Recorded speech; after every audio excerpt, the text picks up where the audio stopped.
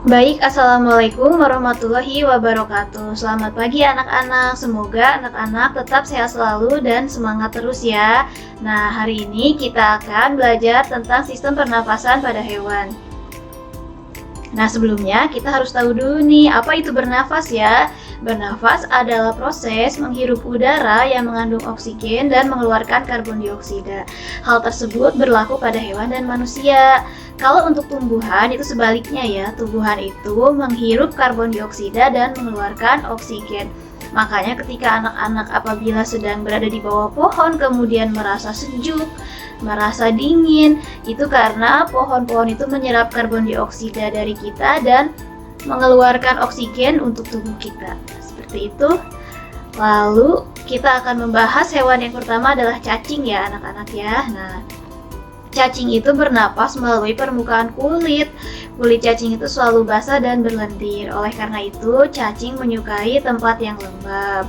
Jadi, cacing itu bernapas melalui permukaan kulitnya ya anak-anak ya. Ini bisa dilihat ya bahwa permukaan kulit cacing itu memiliki pori-pori atau celah yang terhubung ke capillaries. Capillaries itu adalah pembuluh darah.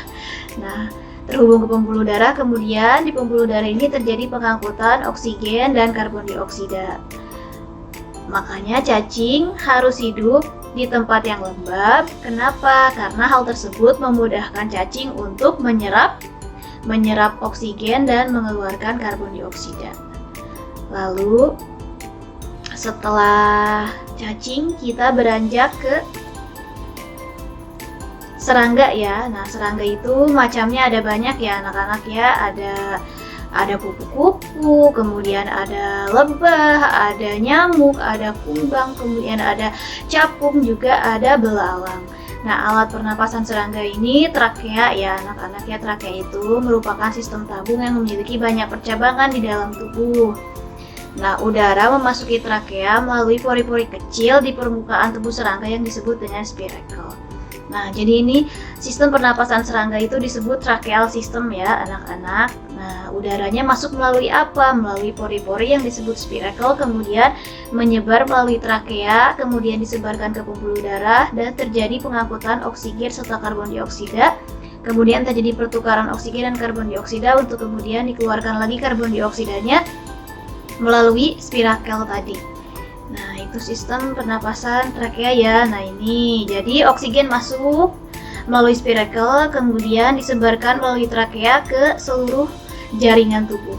Di jaringan tubuh ini terjadi pertukaran oksigen dan karbon dioksida. Oksigennya diserap dan diedarkan ke seluruh tubuh, karbon dioksidanya dibuang lagi melalui trakea dan dikeluarkan lagi melalui spiracle yang tadi.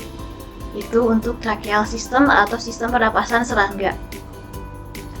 Nah, sekarang ada ikan. Untuk ikan, alat pernapasannya adalah insang.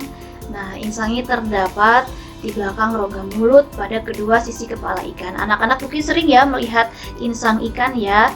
Nah, insang ini dilindungi oleh selaput yang disebut dengan tutup insang atau operculum.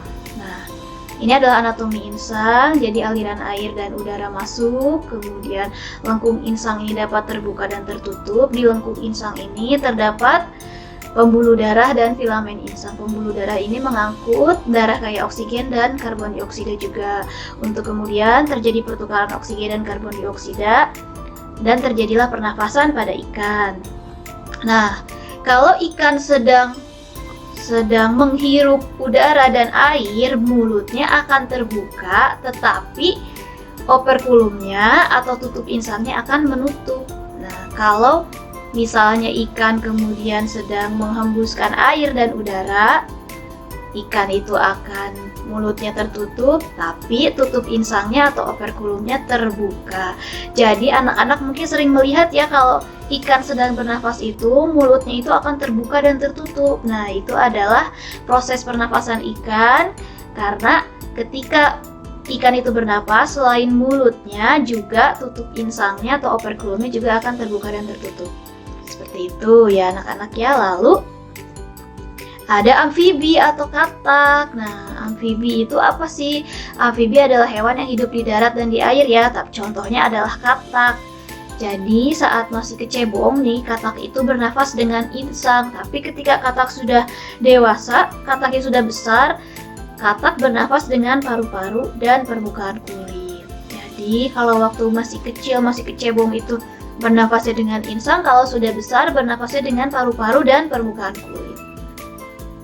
Lalu ada reptil. Nih, reptil itu adalah hewan melata ya, seperti bunglon, kemudian komodo, kadal, penyu, kura-kura, kemudian buaya, cicak, ular, itu termasuk kepada reptil.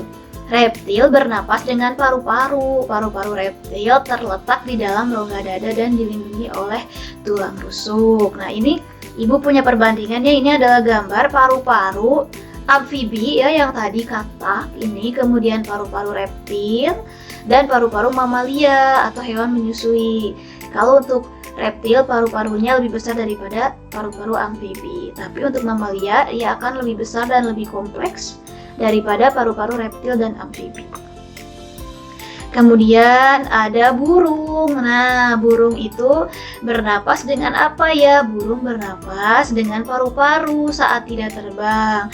Jadi ketika tidak terbang, burung itu menghirup udara sebanyak-banyaknya melalui paru-paru. Nah, di mana ya Bu ya disimpannya udara yang sudah dihirup waktu tidak terbang itu? Cadangan udaranya itu disimpan di kantong udara. Jadi cadangan udara ini nanti akan digunakan untuk burung bernapas ketika ia sedang terbang. Jadi cadangan udara dari kantong udara itu berfungsi untuk menyimpan cadangan udara saat burung terbang. Selain itu, kantong udara selain untuk menyimpan cadangan udara juga untuk alat keseimbangan burung, untuk mengatur suara burung, juga untuk mengatur suhu dari burung ketika sedang terbang. Jadi banyak sekali ya kantong udara itu. Jadi ketika burung sedang tidak terbang, bernapas dengan paru-paru, kemudian mengambil cadangan udara dari kantong udara saat terbang.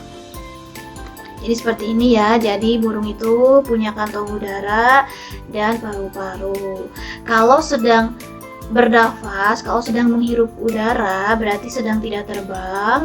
Nah, disimpanlah udara itu di dalam kantong udara. Tapi saat terbang, kemudian kantong udaranya itu dikosongkan, beranjak ke paru-paru, dan burung bernafas dengan kantong udara saat terbang ya anak-anak ya. Lalu ada mamalia darat. Mamalia darat itu ada apa saja sih? Ada singa, ada gajah, ada kera, kuda nil, singa, kemudian harimau, kemudian zebra, unta, sapi, kucing, dan manusia juga termasuk kepada mamalia atau hewan menyusui. Nah, alat pernapasan mamalia darat terdiri dari hidung, pangkal tenggorokan, batang tenggorokan, dan paru-paru. Nah, ini contoh pernapasan kuda ya anak-anak ya. Kuda juga termasuk hewan mamalia. Jadi udara masuk ke hidung, kemudian ke trakea, lalu menuju bronkus dan bronkeolus, kemudian menuju paru-paru, dan terjadi pertukaran gas oksigen dan karbon dioksida di alveolus. Sama halnya seperti manusia juga ya.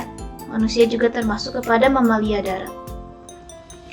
Untuk mamalia air, nah ada apa saja sih mamalia air? Ada paus, kemudian ada lumba-lumba, ada anjing laut, kemudian ada singa laut. Nah, alat pernapasan mamalia air adalah paru-paru. Jadi kalau anak-anak mengira selama ini lumba-lumba dan paus itu adalah ikan, nah bukan ya, bahwa paus dan lumba-lumba itu adalah mamalia air. Jadi paus itu bernapasnya dengan paru-paru. Begitupun anjing laut, singa laut, dan paus beluga ya ada ya. Nah, saat mamalia tersebut menyelam, katupnya akan menutup. Tapi kalau mamalia tersebut sedang muncul ke permukaan air, katupnya akan terbuka. Oleh karena itu anak-anak pasti sering melihat ya fenomena paus yang sedang naik ke permukaan terus menyemprotkan air. Nah, itu berarti katupnya sedang terbuka. Ada juga lumba-lumba ya, selain paus, lumba-lumba juga termasuk kepada mamalia air. Kalau hiu bagaimana Bu? Hiu masih termasuk kepada ikan ya.